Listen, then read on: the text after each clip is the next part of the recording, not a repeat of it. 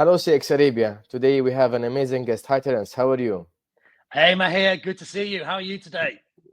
Great. I'm doing nice with the sun behind me and the sea. It's a nice weather. I'm out of office today.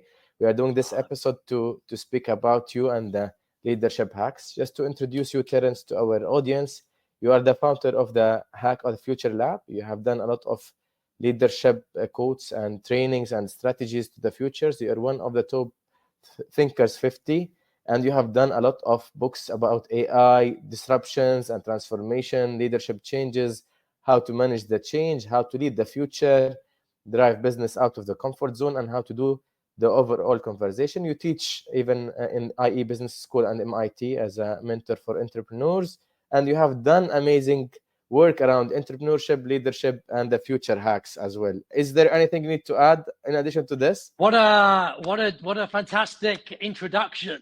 So yes, you're right. I'm a world-leading expert at the intersection of the future of leadership, AI, and disruption.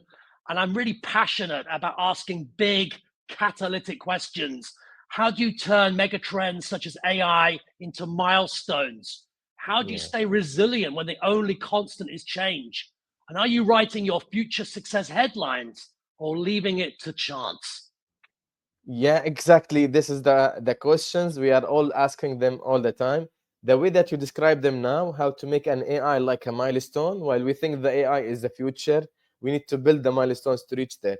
So how we can keep consistent during this change and make an AI in the middle of as a milestone for us to take it gradually. So how you see it, Terrance? The How we can make it? story of AI is still being written. Will Uh-huh. AI be an enabler? Will AI be an enforcer? Will AI be some type of dystopian mining us of our humanity? How do we align AI to serve the interests of our customers, our stakeholders, and our employees? How do we prioritize AI ethics alongside profit Yeah. and scalability? These are important questions for us to think about. I was speaking at Google recently, and we spoke about the danger of artificial interactions, Uh-huh. artificial idiocy. You'll understand that this is another derivative of It's a AI. new one. You have to be Yeah. careful of this artificial interactions, artificial idiocy. What I mean by that is we should really think about AI in terms of a humanity first future with Yeah. AI as the enabler. Uh-huh. And there are some big questions to think about here. For example, most organizations are focused on cold technology. And what I mean by that is cold technology is efficiency first, humanity last. Excellent. Actually, we should be focusing on warm technology. Warm technology is humanity first and then efficiency. I'll give you an example. I was in a hotel recently, Uh-huh. very tech-based hotel. I wanted to get some food in room service. So I couldn't call room service. They said, oh, you have to go on the screen and download a QR code. And it took me about 15 minutes to get to the menu. And then at the end, it didn't work. And I had to call the room service again. I had to call down. It took me Yeah. about half an hour to make the order. There was technology within technology within technology, and nobody had thought about creating a zero Experience. friction experience. Nobody Yeah. had thought about the human side. They just thought about efficiency and lowering costs. So the number one takeaway, first of all, to answer your question is, are you focusing on warm tech or Yeah. cold tech? Most companies by accident are focusing on cold tech, and that is a risky strategy. We're forgetting And this about the is, customer. yeah, so this is one of the major points that we are buying the technology and tailor our business to fit the technology, not getting the technology Exactly. to fit our business and serve our customers based on our need. So what you call it, Yes. describe it, cold technology, warm technology. This is an amazing description to have it I human-centric driven. Exactly. So in my new book, The Upside of Disruption, which is coming Yeah. out in September, I write in detail about these important concepts, not just at a strategic level, but at a human level. This idea of warm tech is humanity first, creating a more sustainable, inclusive, human-centric future. enabled by AI, or do we focus on a cold tech future, which is algorithm efficiency first, but at the expense, the cost of the human centricity? And of course, it's very attractive to focus for a CFO to focus on cold tech. But as you've seen already, we're seeing many examples around the world of this dangerous strategy of forgetting about the human side. Yeah, it's not focusing on humans, it's trying to adapt to the technology, not to the humans. So this is the first part of the technology. The second part, maybe how we go there, how we use the AI as milestone from your points, as the first takeaway was this one, where to start, when to start, and how to shape out for the corporates. Especially we are seeing, I will just add one point before we go. In UAE today, last week, they announced a recruitment of 20 chief AI officer in government and overall. So we start some movements, and we need to see how we can take it overall as a milestones, how to break the kind of curiosity and to move there. I'm a big fan of UAE. The kingdom is already living in the future with the visionary, bold leadership of Sheikh Mohammed bin Rashid Al Maktoum. And, you know, we talk about the ras, the vision, and the kalb, the heart. And I think this is very important. You know, the future is not just about return on investment. I think utilizing AI is also about return on intelligence, ROI, return on ideas, ROI, return on imagination, ROI. We need to let go of these sort of old terminology. Think about new human metrics, aspirational metrics for a post-AI world. And to answer your question, start before you're ready. If you wait for 100% certainty for anything, including AI, it's too late. Start before you're ready. And what I mean by that is iteration, experiment. Start with creating your own AI use cases for your particular business or your particular industry. Start by getting your teams to experiment with a GBT or Inflection or Anthropic, whatever one they want to experiment with, as a co-pilot, as a co-thinker, as a co-strategist, to start understanding the abilities of AI. Sam Altman at OpenAI, he talks about AI sort of being able to do the 5-second tasks, the 5-minute tasks, or the 5-hour tasks. We saw yesterday Apple Intelligence. I thought a really great visionary statement from Apple, where they want to have a different perspective of AI. They call it Apple Intelligence, using their closed garden ecosystems, really going big on privacy and security. I think the important call to action here is this is a contact experiment. This is a contact sport. You have to experiment with AI to understand the application and the advantage of using it.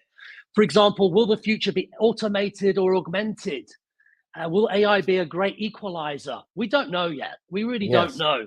But I think if you've experimented with it collectively and individually as a team, you have a point of view, and then you're better able to understand the upside, how to use it in a really effective way, an intelligent way, but also where you don't need to use it.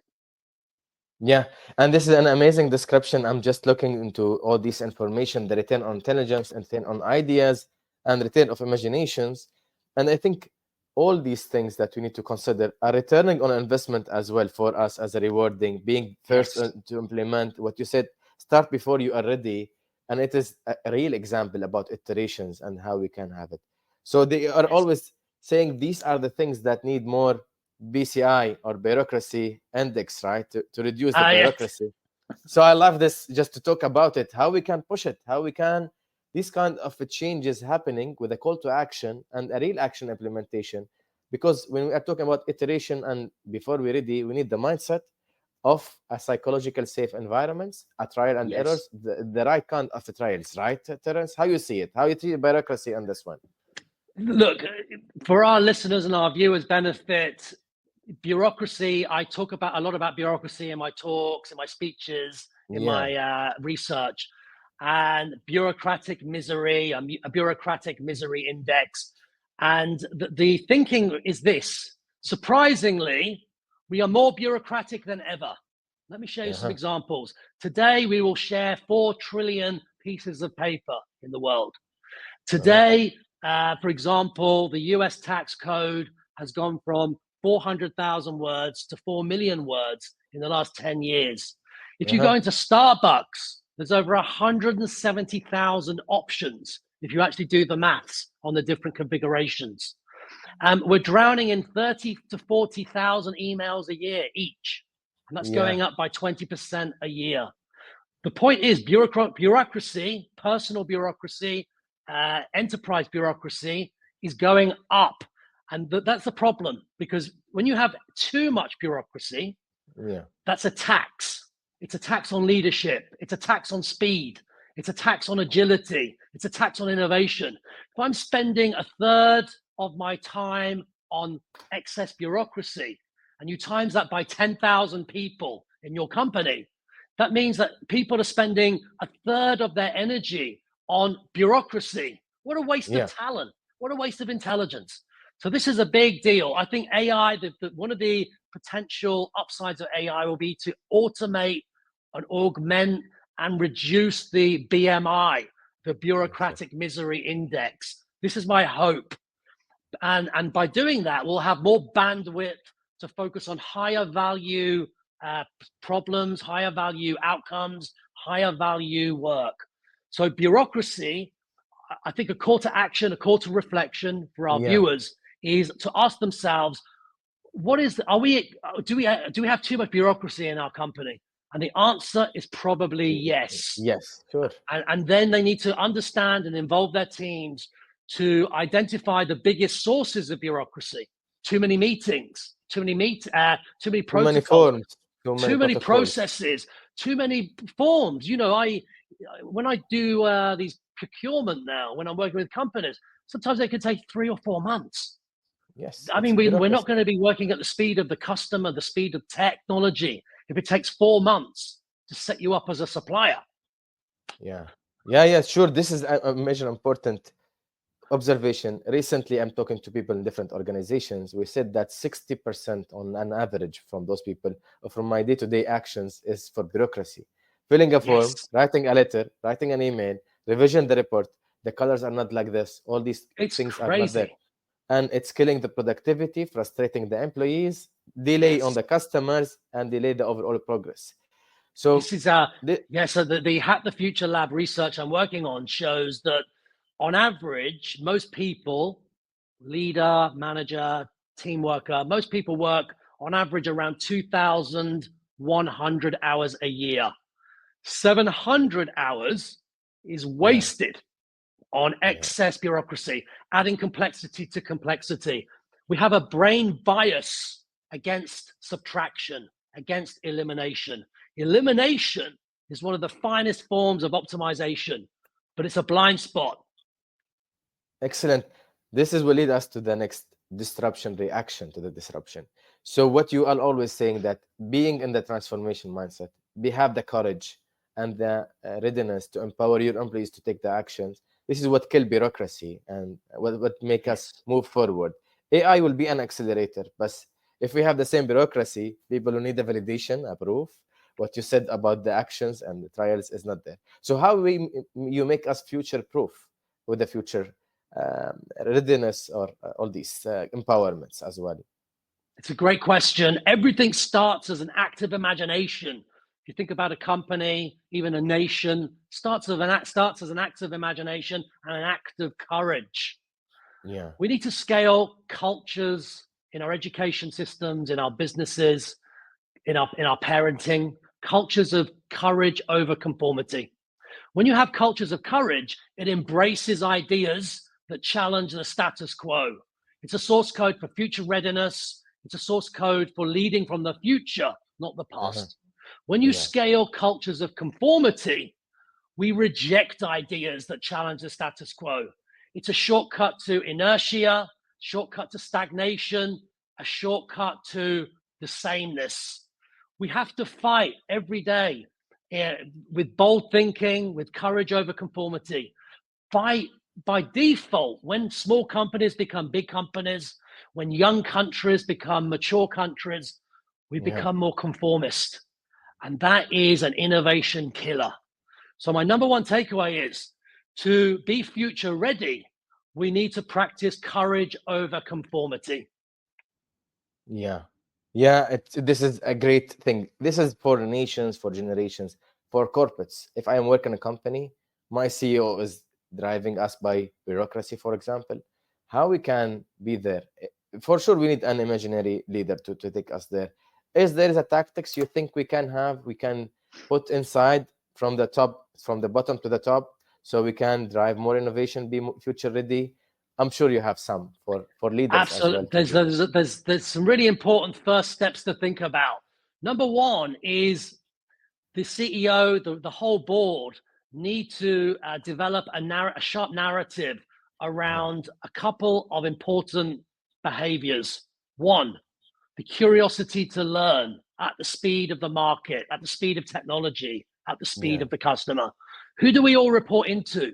We report into today's customer, but also tomorrow's customer and the day after tomorrow's customer. What will customers want from your organization in 10 years' time? They'll want personalization at a micro level. They'll want anticipation. They'll want connection. They'll want belonging.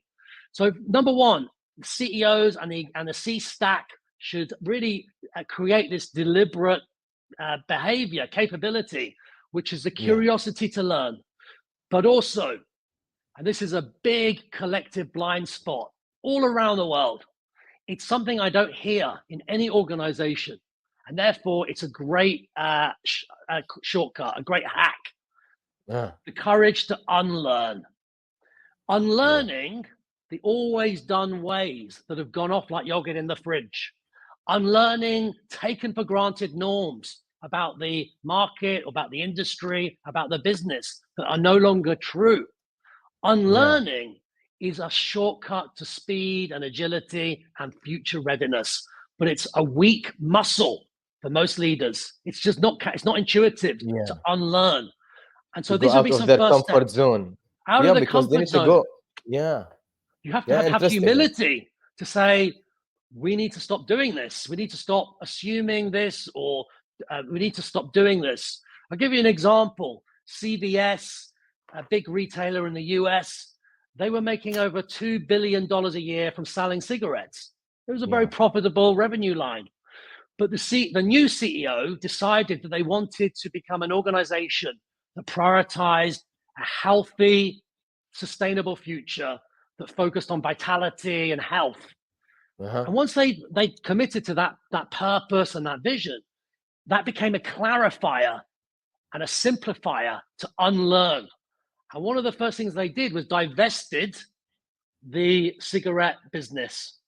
It takes courage to do that, but it helped them to refocus and sharpen their focus on what they wanted to become. And this is so these are examples. It's a completely difference from where they are to where they want to go. Yes. Yeah, this is a great example. And usually this needs, the unlearn needs more people from different generations with us at work, because sometimes we were discussing that day with one of the companies, the future of the retail network after 10 years, while the maybe I was the youngest one, around 40 years. I told them, our customers after 10 years or 15 years are not whoever we are in this room. We need to get the kids, the childs, the digital native generations to be there. So what are the secret or the recommended recipes from Terrance to have a future proof, to unlearn, to think of the customer of 10 years from now, how we can engage together so we can build it and to be ready for the disruptions around us? There's constant battles for our attention. You know, there's the performing and executing, making things happen for today's operating environment. And that takes up 99% of our oxygen, our attention, our focus.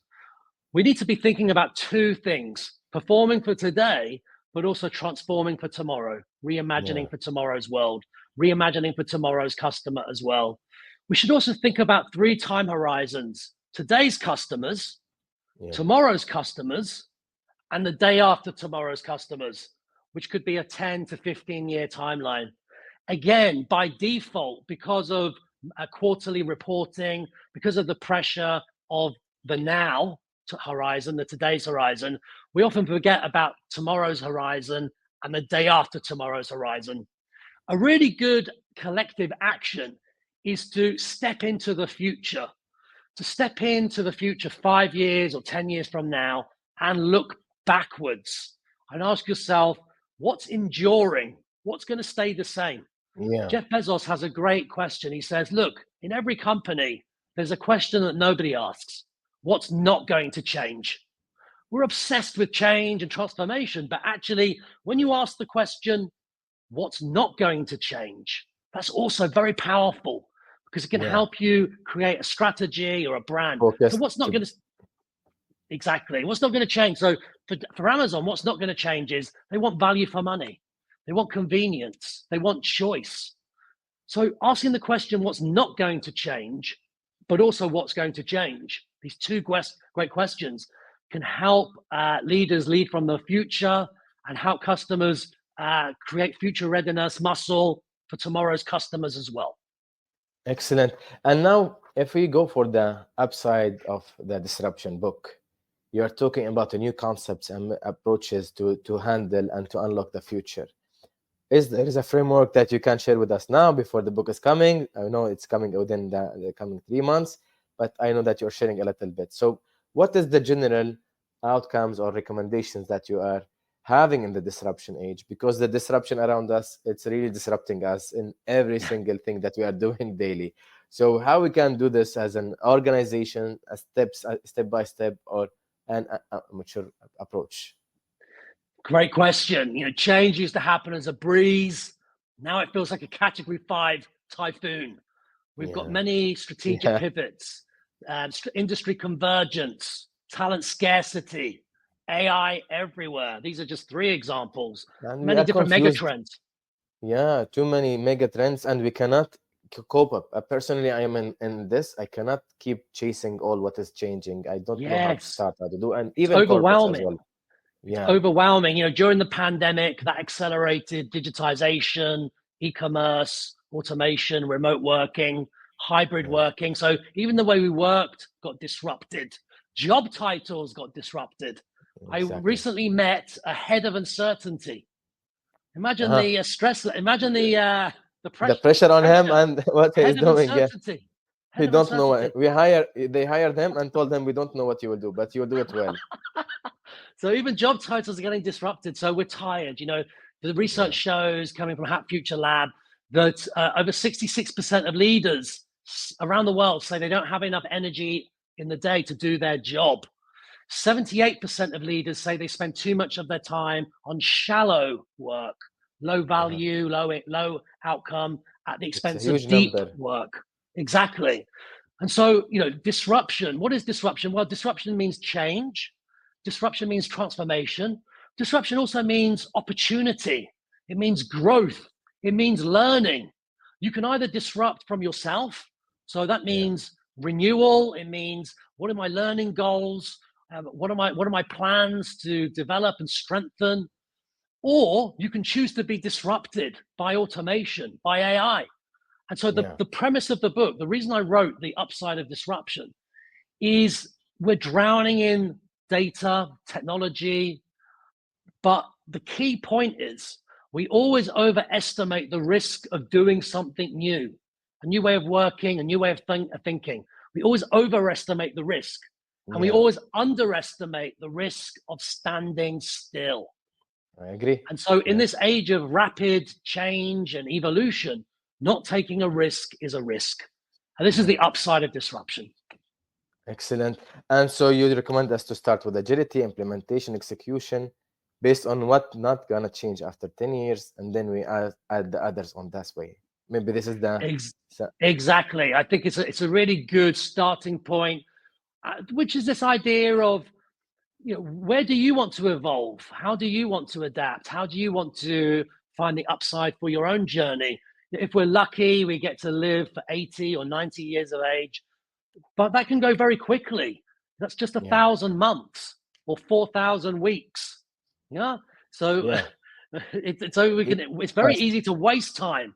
So I think, but when you go into the future and think back and ask yourself, what would I regret the most not doing? What would what would be the milestones I would regret not having? That is a great clarifier to lead yourself from the future and activate a great success plan. Excellent. Thank you very much, Terrance. I know we have a lot, and I always watch all the podcasts, talks, and reading your articles as well and participations. It's Thank you. really an aspiration of for where we can go and how to be future proof and to have the courage to go there. At the end of our quick discussion today, it was a very eye opener for me. I have a lot of learnings from these 25 minutes. But what do you recommend us to start doing for our audience in order to start disrupt the disruptions and the disruptors as well? Well, first of all, Mahir, thank you for inviting me for our fantastic conversation. The first thing I say is let's not waste this opportunity to renew ourselves, to learn, to grow, to evolve. So let's not waste the opportunity, first of all. Sure. You know, number two is if there's a call to action, learning is never finished. Yes. Leadership is never finished. Growth is never finished. Make this the year of courage of heart and boldness of ideas. I'll leave you with two quotes. Number one, Nobel laureate Marie Curie. She said, in life, nothing is to be feared, only understood. And the more we understand, the less we will fear. And number two, the wisdom of Ted Lasso. Stay humble, stay teachable. Excellent. So this is the lesson for every one of us. So we need to teach, to learn, and to have the courage to go there. Thank you very much, Terrance. It was a pleasure to have you with us. Hopefully to see you again and again and again. And keep enjoying. I will get the book for sure once it's launched. So thank you again. Shukra. And I look forward to our next conversation, Mahir. Thank you. Thank you so much.